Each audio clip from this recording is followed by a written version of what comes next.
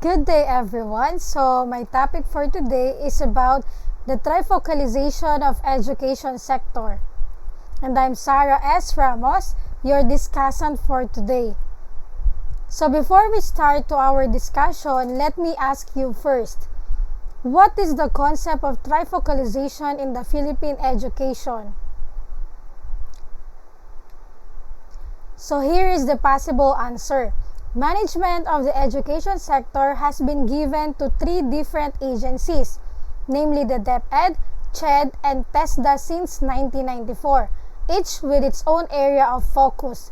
So this trifocalization of education aims to give proper attention to basic education, which is under the DepEd, training and vocational courses under the TESDA, and lastly, to higher education, which is under the Commission on Higher Education or the CHED.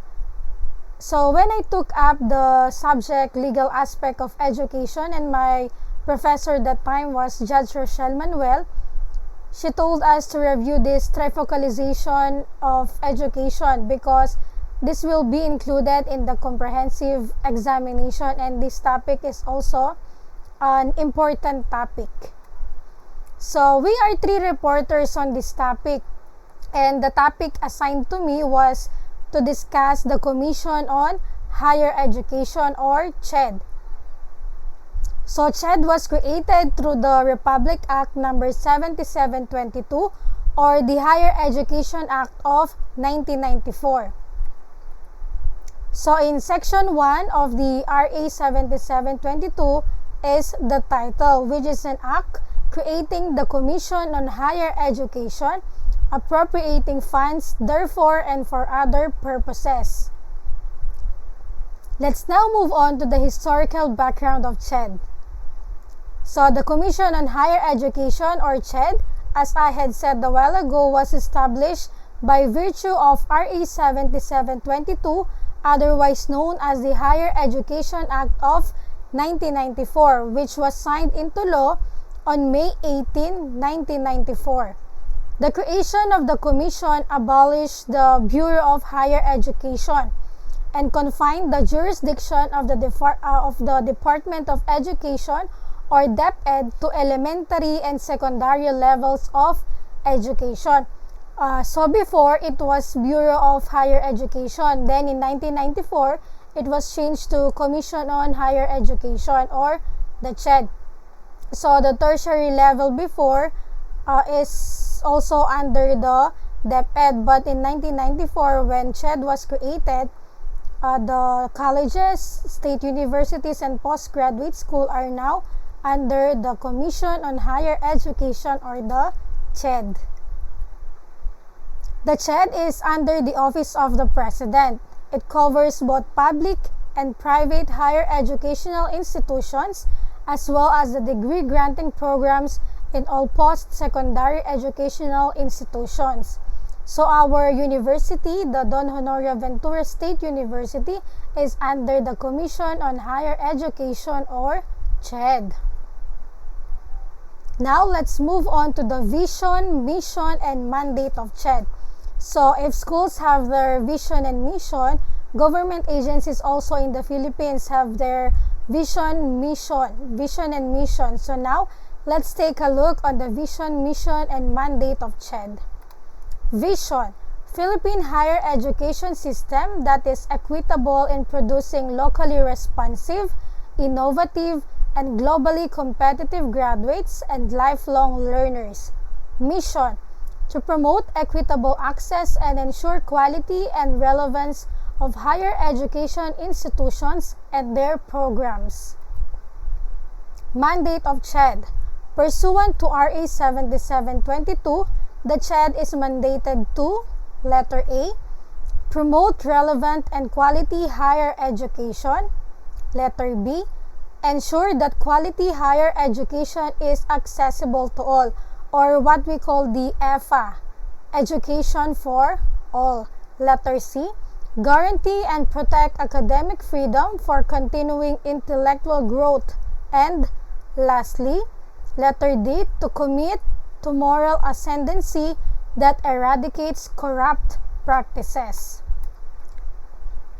So on this slide, we will be discussing the composition of the commission, and also for those who wants or wish to be part of the commission, the following are the qualifications or requirements. First one, you must be a holder of earned doctorate, actively engaged in higher education for at least 10 years, must not have been candidates for elective positions in the elections, and shall be academicians known for their high degree of professionalism and integrity. By the way, CHED is composed of a chairman as the highest position and 4 commissioners.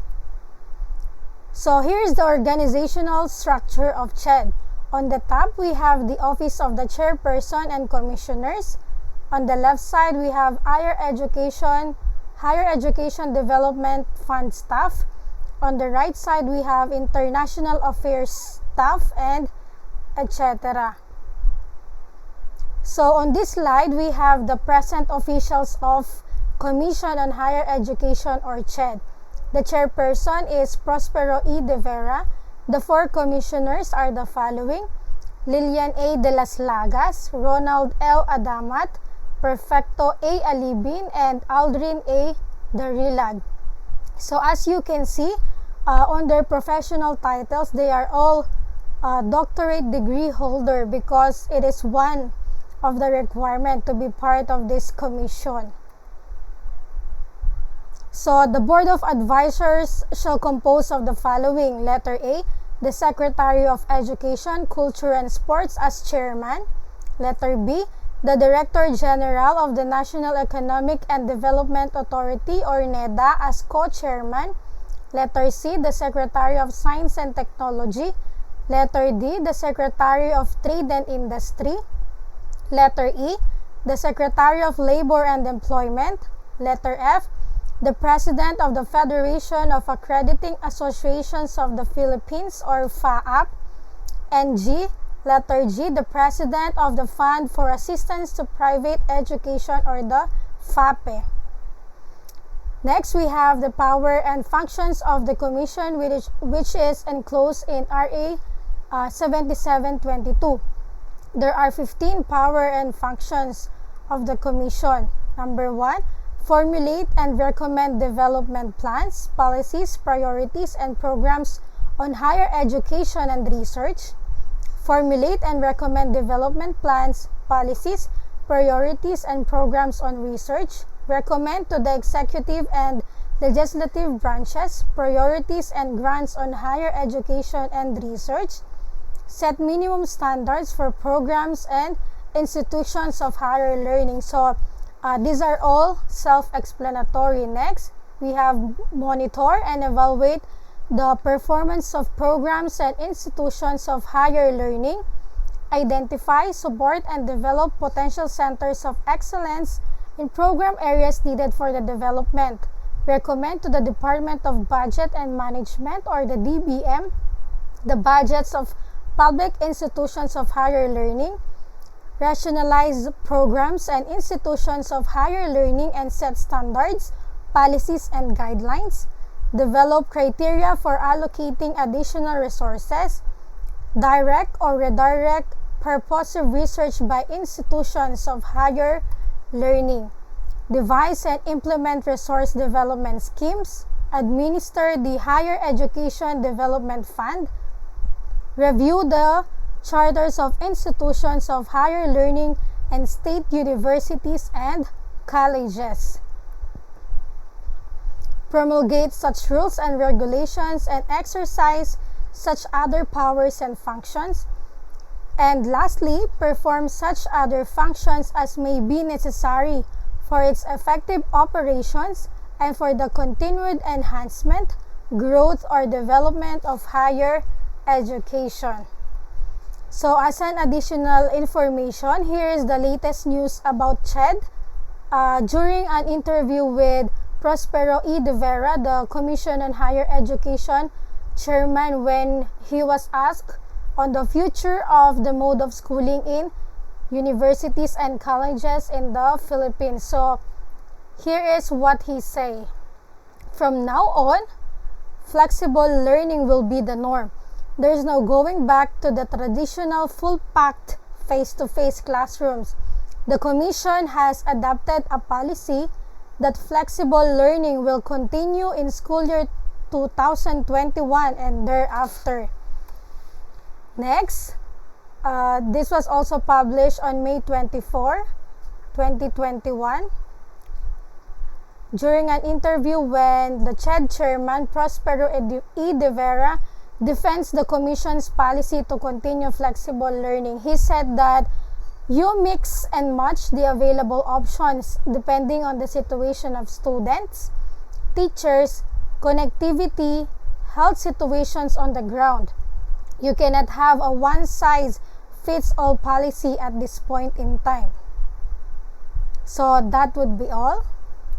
Thank you for listening.